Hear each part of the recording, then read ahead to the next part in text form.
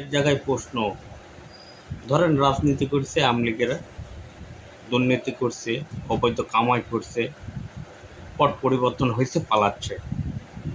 প্রশ্ন হলো সাংবাদিকেরা পালাচ্ছে কেন?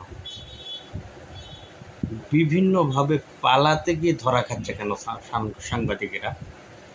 ধরেন অনেক নেতাকর্মীরা বাসাতে আছে বা পর্যায়ক্রমে তারা ধরা খাচ্ছে,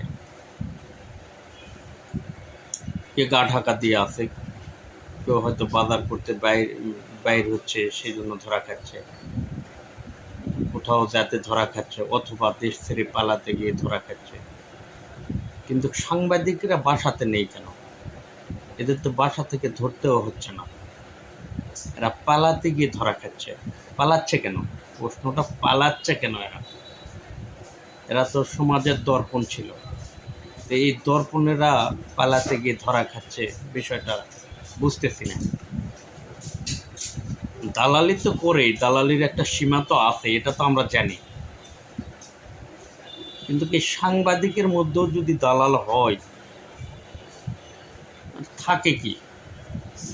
যারা একটা খবর দিবে, সত্য একটা খবর তুলে ধরবে। এই সাংবাদিক নামে এই সাংঘাতিকেরা চাটুকারিতা বিস্ময়কর মনে হচ্ছে না অনেক কিছু। ধরেন টপ টু বটম অনেকেই ধরা পড়তেছে, সবার ধরাতেই কি মন ভালো হয়ে যাচ্ছে? আমার হচ্ছে না।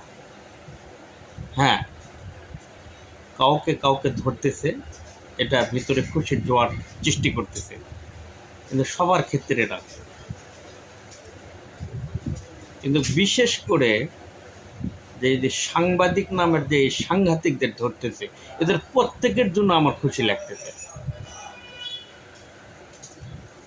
সত্যি কথা বলতে সত্যি খুশি লাগতেছে যে এই প্রত্যেকটা এই চাটুকার দালালেরা, এই যে সাংবাদিকতা, সাংবাদিক নামে এরা মানে রাজনীতিবিদদের চেয়েও ভয়ঙ্কর।